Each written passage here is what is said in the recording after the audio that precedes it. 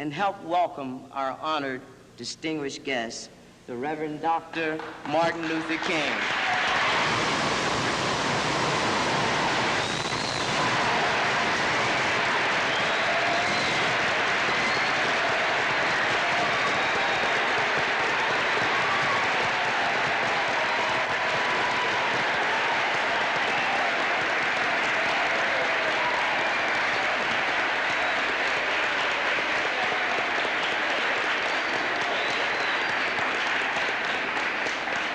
Thank you very kindly.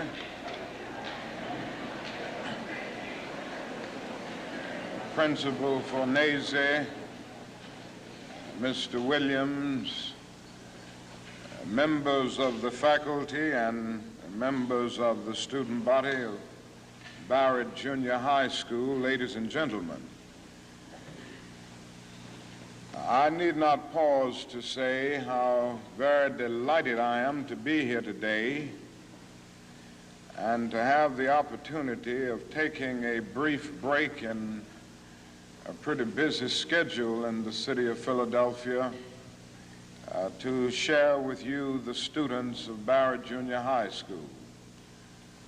And I want to express my personal appreciation to the principal and the administration for inviting me and for giving me the opportunity to see this very fine and enthusiastic group of students here at Barrett.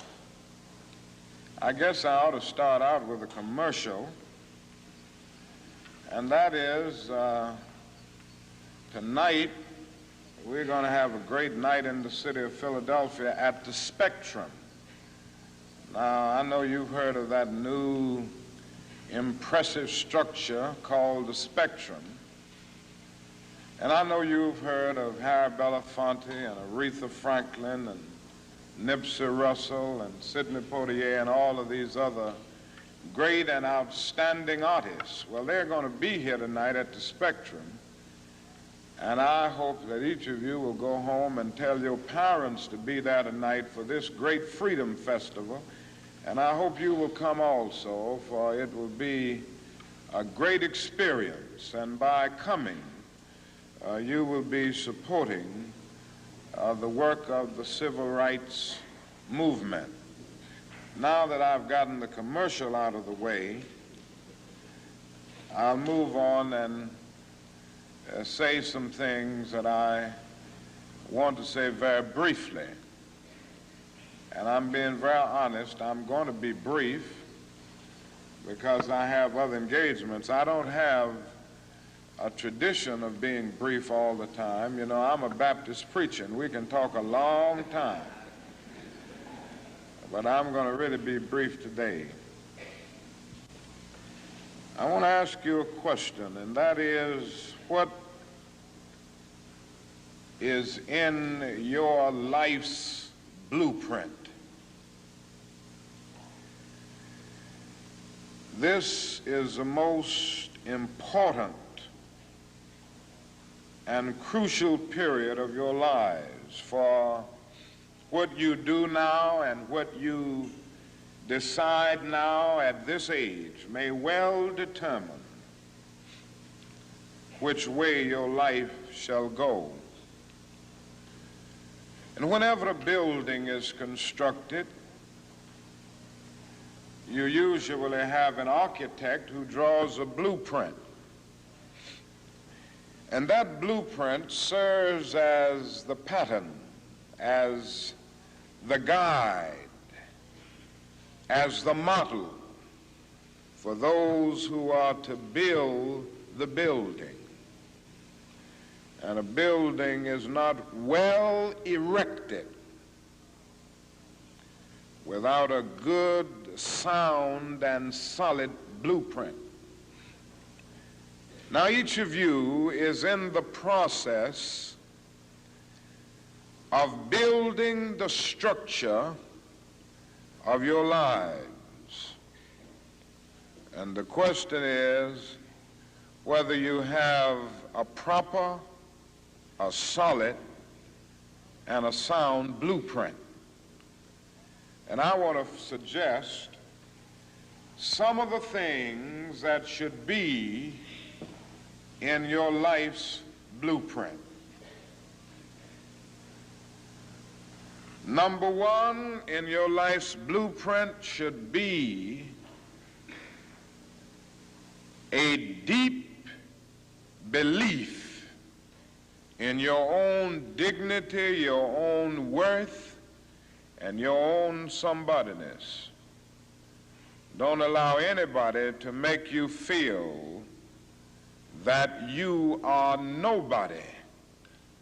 Always feel that you count. Always feel that you have worth.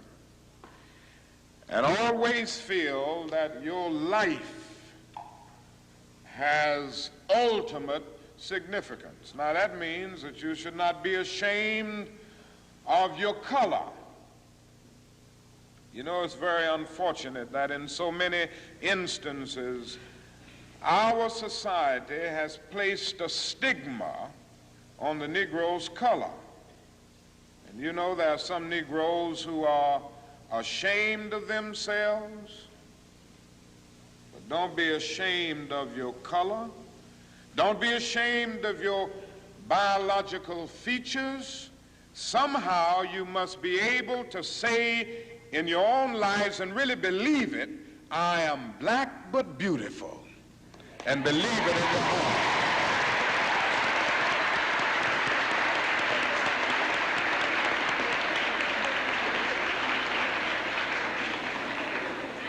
And therefore, you need not be lured into purchasing cosmetics advertised to make you lighter.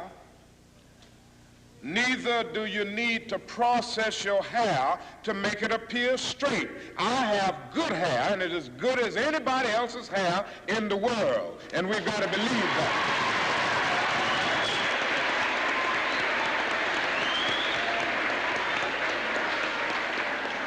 Now, in your life's blueprint, be sure that you have that a principle of somebodyness. Secondly, in your life's blueprint, you must have as a basic principle the determination to achieve excellence in your various fields of endeavor. You're going to be deciding as the days and the years unfold what you will do in life, what your life's work will be.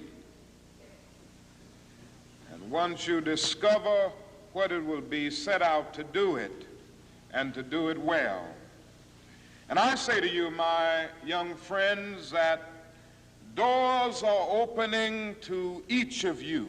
Doors of opportunity are opening to each of you that were not open to your mothers and to your fathers. And the great challenge facing you is to be ready to enter these doors as they open.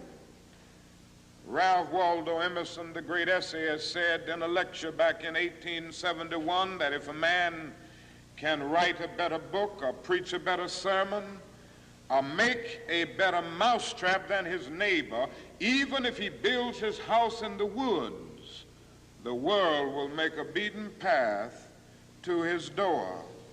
That hadn't always been true, but it will become increasingly true.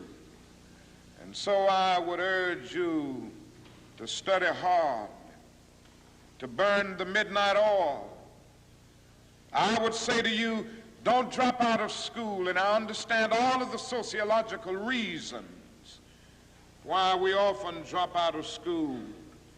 But I urge you, in spite of your economic plight, in spite of the situation that you are forced to live so often with intolerable conditions, stay in school.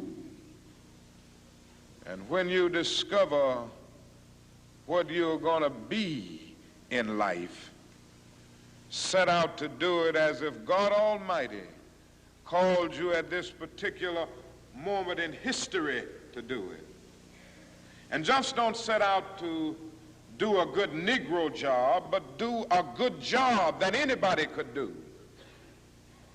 Don't set out to be just a good Negro doctor, a good Negro lawyer, a good Negro school teacher, a good Negro preacher, a good Negro barber, a beautician, a good Negro skilled laborer. For if you set out to do that, you have already flunked your matriculation exam for entrance into the University of Integration. Set out to do a good job and do that job so well that the living, the dead, or the unborn couldn't do it any better.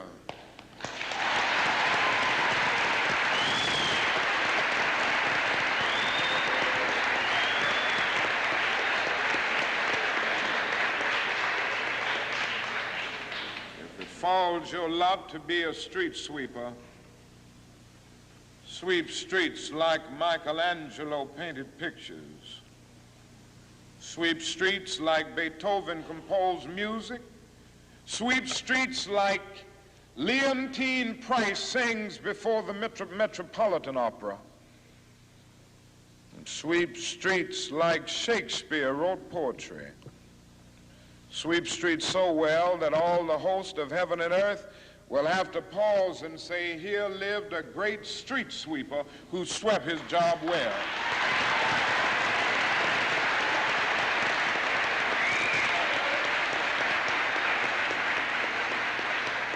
If you can't be a pine on the top of the hill, be a scrub in the valley.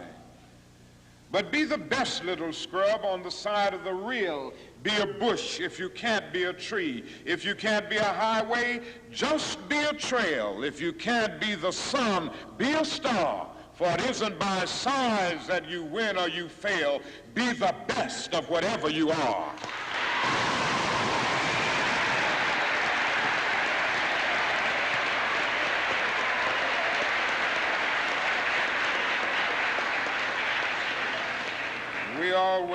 We already have some noble examples of black men and black women who demonstrated to us that human nature cannot be cataloged. They in their own lives have walked through long and desolate nights of oppression, and yet they've risen up and plunged against cloud-filled nights of affliction, new and blazing stars of inspiration. And so from an old slave cabin of Virginia's hills, Booker T. Washington rose up to be one of America's great leaders. He lit a torch in Alabama, and darkness fled in that setting. Yes, you should know this because it's in your own city.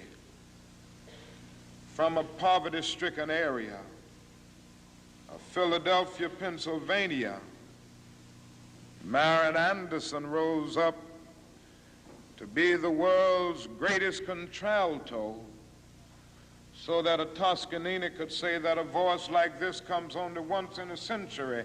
And Sibelius of Finland could say, my roof is too low for such a voice, from the red hills of Gordon County, Georgia.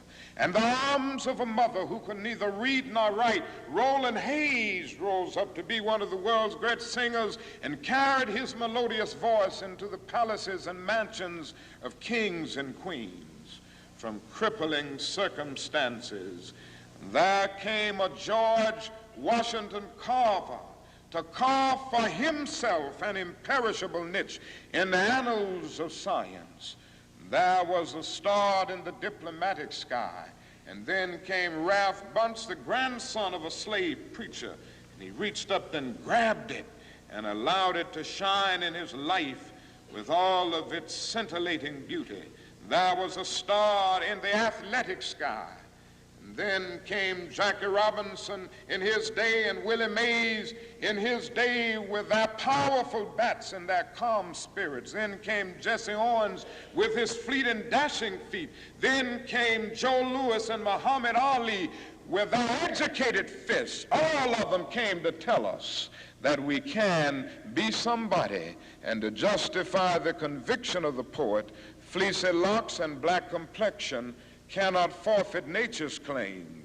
Skin may differ, but affection dwells in black and white the same. And if I were so tall as to reach the pole, or to grasp the ocean at a span, I must be measured by my soul. The mind is the standard of the man. And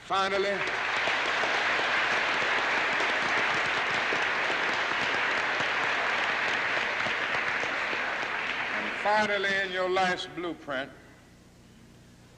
must be a commitment to the eternal principles of beauty, love, and justice. Don't allow anybody to pull you so low as to make you hate them. Don't allow anybody to cause you to lose your self-respect to the point that you do not struggle for justice.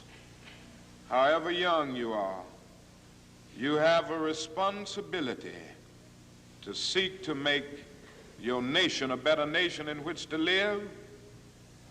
You have a responsibility to seek to make life better for everybody. And so you must be involved in the struggle for freedom and justice. Now, in this struggle for freedom and justice, there are many constructive things that we all can do and that we all must do. And we must not give ourselves to those things which will not solve our problems. You've heard the word nonviolent and you've heard the word violent. I happen to believe in nonviolence. We struggle with this method with young people and adults alike all over the South, and we have won some significant victories, and we've got to struggle with it all over the North because the problems are as serious in the North as they are in the South. But I believe as we struggle with these problems, we've got to struggle with them with a method that can be militant, but at the same time does not destroy life or property. And so our slogan must not be burn, baby, burn. It must be build, baby, build. Organize, baby, organize.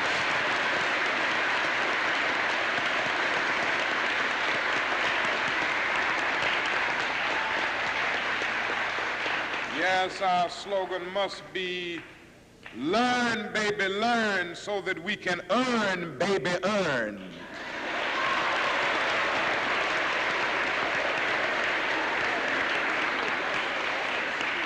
And with a powerful commitment, I believe that we can transform dark yesterdays of injustice into bright tomorrows of justice and humanity. Let us keep going toward the goal of selfhood, toward the realization of the dream of brotherhood, and toward the realization of the dream of understanding goodwill. Let nobody stop us. I close by quoting once more the man that the young lady quoted, that magnificent black bard who has now passed on, Langston Hughes. One day he wrote a poem entitled Mother to Son. The mother didn't always have her grammar right, but she uttered words of great symbolic profundity. Well, son, I'll tell you, life for me ain't been no crystal stad. It's had tacks in it, boards torn up, places with no carpet on the floor, bare. But all the time, I's been a-climbing on and reaching landings and turning corners and sometimes going in the dark where there ain't been no light. So, boy, don't you stop now. Don't you sit down on the steps 'cause you find this kind of hard. But I's still going, boy. I's still climbing. And life for me ain't been no crystal stair. Well, life for none of us has been a crystal stair, But we must keep moving. We must keep going. If you can't fly, run. If you can't run, walk. If you can't walk, crawl. But by all means, keep moving.